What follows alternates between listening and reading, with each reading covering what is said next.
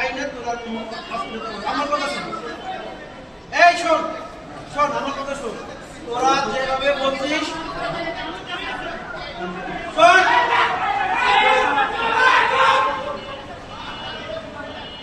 তোরা যেভাবে চাইছিস প্রত্যেকটা স্টেট ওইভাবে আমরা আইনগতভাবে শক্তভাবে আমরা নিতে চাচ্ছি এবং নিচ্ছি।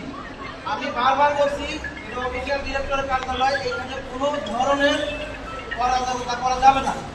এখন প্রশাসনের লোকের হাতে ওরা দিয়ে দে, ঠিক আছে? বাকি ব্যবস্থা হচ্ছে, ঠিক আছে?